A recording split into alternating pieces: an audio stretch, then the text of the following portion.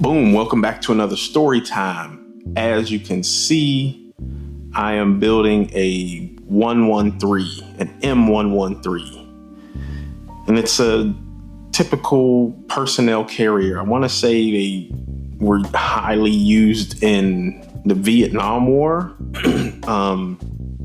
Maybe I'll put some fun facts or some history about it in the top corner up there somewhere. But I figure why not build this model, which kind of marries into this whole story time thing that I want to do for the channel and for veterans and just tell my story.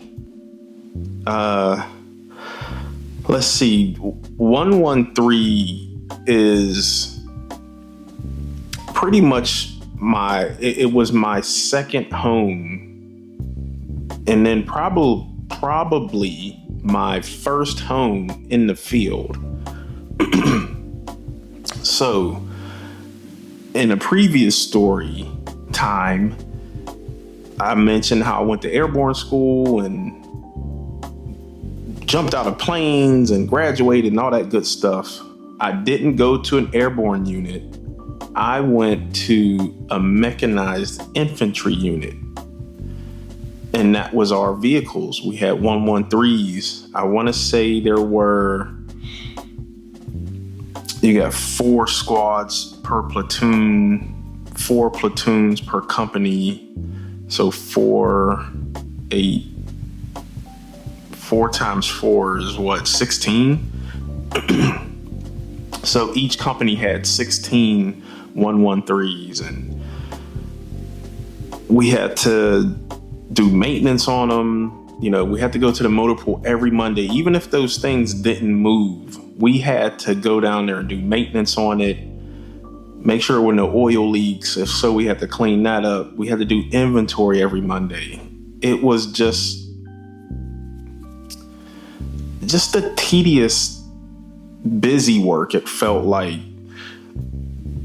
But I loved my 113. So I wasn't driving at first. I started driving a 113 mid-Desert Storm, or kind of off and on in Desert Storm. We got to go to the railhead and upload the 113s onto the flatbeds, and they shipped them over there to us. So, and although this is a tan one, we didn't have tan ones. We had the army green with the camouflage on it. So I may paint that color, or I may just leave it like that. I kind of like the tan stuff better. But yeah, we got to load those on a train. We got to wrench them down and get them heavy chains so they wouldn't move. And our company, we probably loaded our company and probably another company's worth of 113s onto the flatbeds. Our commander was like I don't know, that dude, he was ex-Ranger, and he would just take on all type of assignments, if you will. Cool dude, would do anything for him. I think anybody in the unit would do anything for him, but he was a little off at times. So shipped him over there to the desert, went to combat with them, and like I said, that thing became my first home, especially in the field. So you have a driver, you have a TC, tank commander, and then you could fit anywhere from like 6 to 8 people in the back of that personnel carrier. And when I say crammed, we infantry, we don't take showers often. And yeah, it could get pretty ranked back there really quick. But we've done everything in and around that personnel carrier. So this is probably from my knowledge, this is like one of these smaller vehicles, tracked vehicles. After that, you have like the Bradley and then the M1 tank. So those are like the popular. When someone says, "Oh, I was a tanker," you're probably picturing an M1 tank. But there's other levels lower than just that tank. And like I said, we played spades in there. We cooked in there. And whenever the ramp would fall, we would all disperse and just set up shop right around that 113. We would help the driver put the camo up and all that stuff Now, why we was putting green camo up in the desert is beyond me, because really, a green camouflage and all that brown, it was like we was just putting bullseyes on our back. But it felt like home. It was like a safe space in that little 113. And so while we were over there, I want to say the original driver, what was that guy's name? He was a tall, lanky dude, but he had got hurt or something. And that's when I took over driving the 113. And then he tried to come back. I think something was wrong with his leg or back or something. And then so I just became the driver. When we got back, that's when I got my own 113 and my own commander. I never became a TC in one of these little things. I was always just the driver. And when we got back, we almost immediately transitioned into the Bradleys.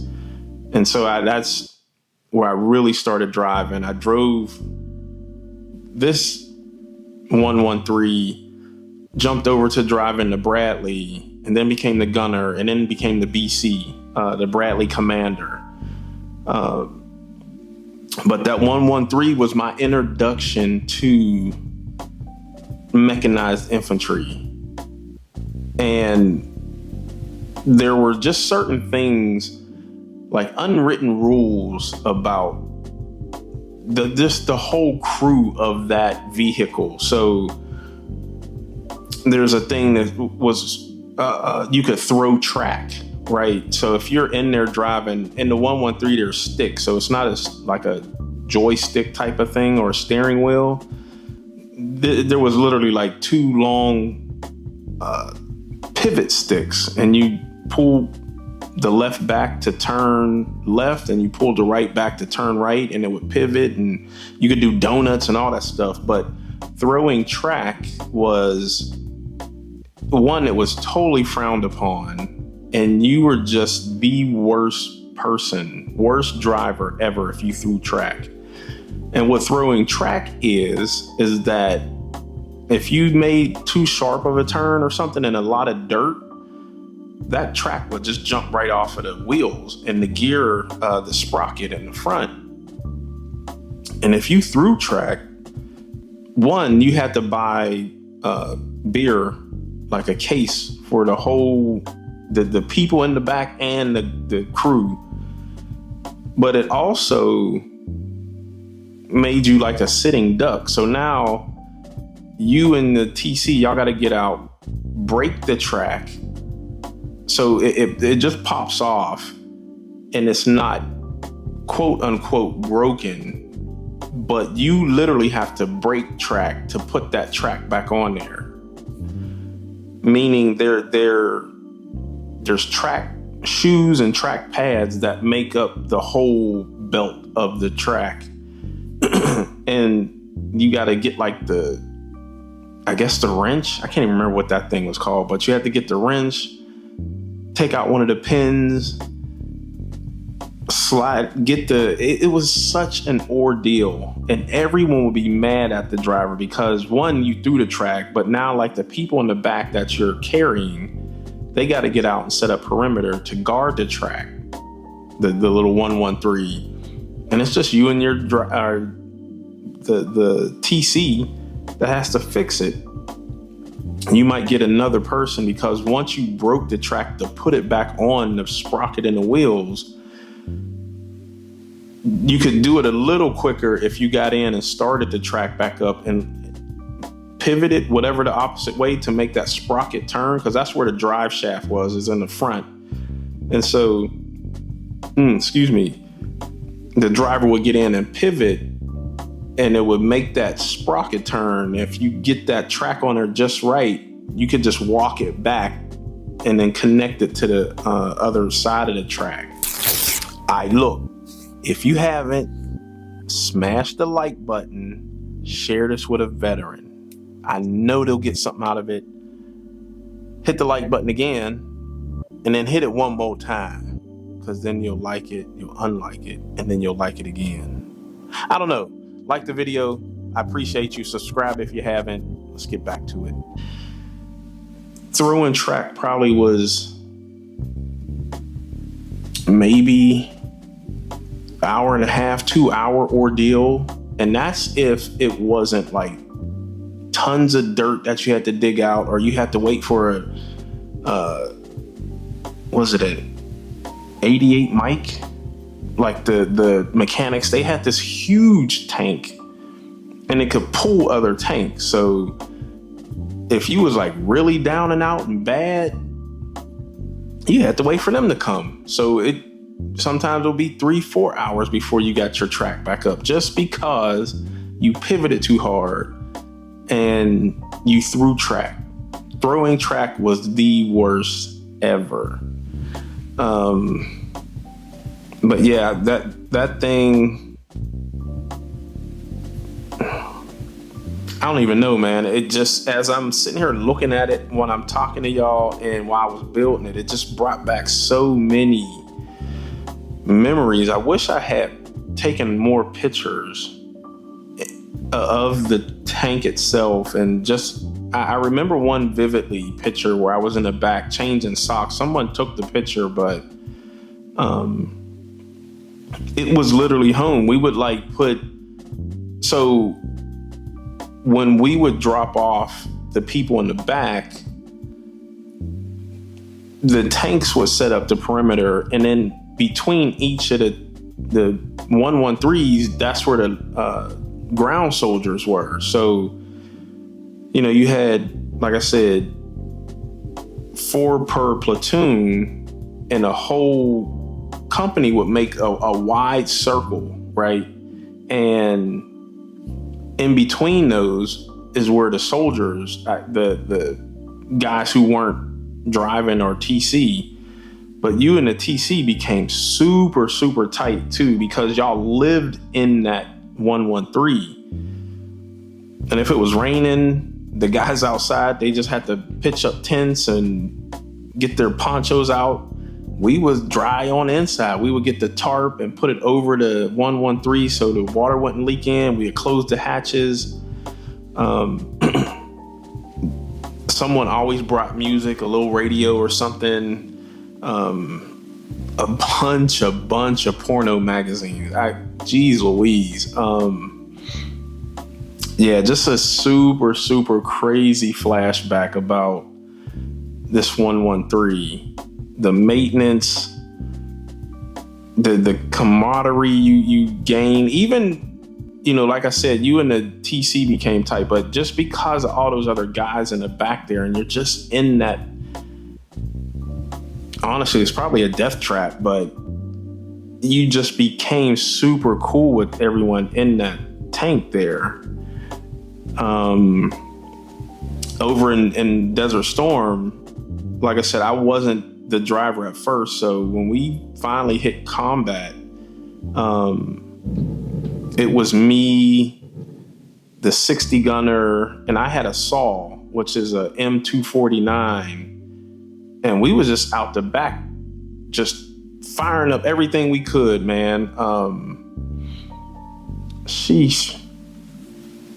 Because on the back of that, there's a hatch. So the ramp itself, where we would dismount, that would be closed up. And if we were riding alongside with tanks or getting air support, we would have the little hatch in the back open, and we was just handling business, man. Looking at the tank also, I done the little rucksacks, and I mentioned earlier that our commander, he was built different. When we was over there, he got stung in the neck by a scorpion, and he still done PT. He still did road marches. He came and it was like it didn't even faze him. Like, he looked like he almost had another head coming out his neck, but he just was like, I don't care. I ain't dead. Let's go.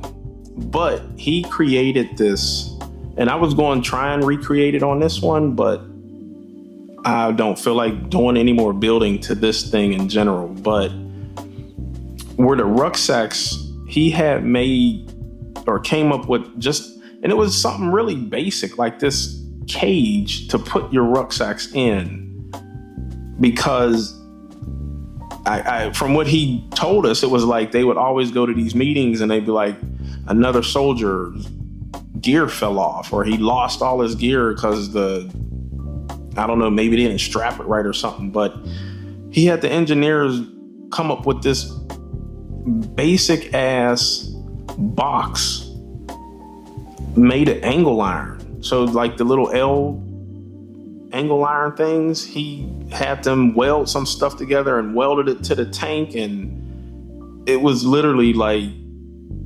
imagine, if you go and get propane gas or something, and they got those cages where the propane tanks sit in.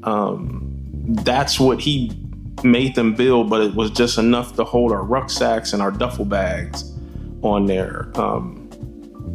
But it was so simple, but it was so genius that everybody over there that was infantry or mechanized infantry started making those bag carriers, if you will, a trunk. But yeah, that was the 113. It has a special place in my heart. And so with the whole going to the field and throwing track and all that, when you come back from out of the field, and I'll probably wrap it up after this, I just wanted to talk about this little tank and my time with it. We had to go to the wash rack when we got out of field, and the wash rack was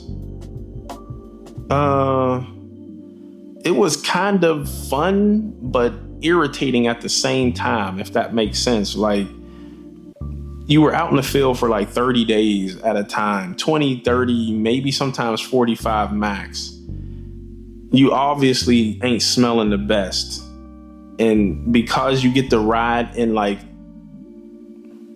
I want to say it was like a pool, but on the bottom there was like these speed humps, and your truck, the wheels and the truck, the wheels and the tracks would roll over it and try and loosen up some of the dirt and all that stuff. So you had to get up under the tank, and some of them wheels they have like I don't know, something cavities in there where dirt and mud can get in there. And because we were out there for so long, that stuff got hard like cement, and rocks would get in there. So we would leave the field in the morning, like they tell us like a day or two before it was time to go, and they'd be like, oh yeah, we about to head back home. And we'd leave to come back to the rear early in the morning, but we would not leave that wash rack until it had to be like 9, 10 at night, just getting the hose and scrubbing. And so a lot of that was just waiting. So I don't know, it might have been like 20 stalls, wash stations. And so, I mean, if you got a battalion of people out there, doing maneuvers, and you just got that one rack, you're gonna be in that line for hours. When I say hours, it was, that's where the whole day went. It didn't take horribly long to clean it, but just sitting in that line, and we'd be falling asleep, waking up, still ain't moved. But I don't think I would have changed any of that. I just love that little 113, man. I mean, when we transitioned to Bradley's, now that was my shit because of the 25 millimeter cannon on there, the tow missiles and all that stuff. Just, it felt like we got a little upgrade. You know what I'm saying? You turn your phone in and you get the new phone, you get the new hotness. And them Bradleys was brand spanking new, right off the lot. Still had this fresh new car smell. But that 113, man, that was my introduction into infantry, mechanized infantry as a driver. Maintenance, all that. It was stupid, but I loved every minute of it. I really can say I loved driving that little personnel carrier and toting people around to the battlefield. So with that said, I am going to wrap this up with a talking head. I appreciate y'all, and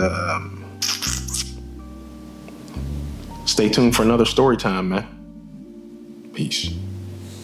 All right, that was story time, y'all. I appreciate y'all for hanging out once again and hearing me ramble about some military stuff or just stuff in general. Again, if you can share this with your uncle or someone that served that you feel like they could get that.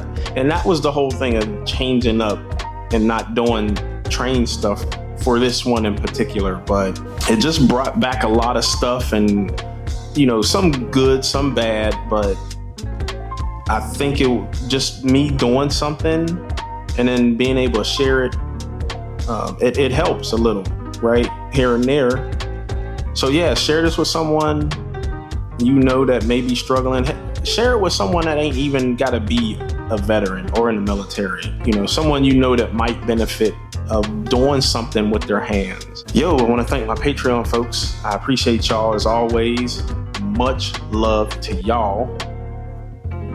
And yeah, I'll see y'all next Tuesday. I've been trying to stay consistent, pump these out every Tuesday, some long content, and then hit y'all over the head with these shorts. Hey yo, totally forgot to mention, go to my website, get you a pack of city figures, 2 packs, 3 packs, however many packs you want to get.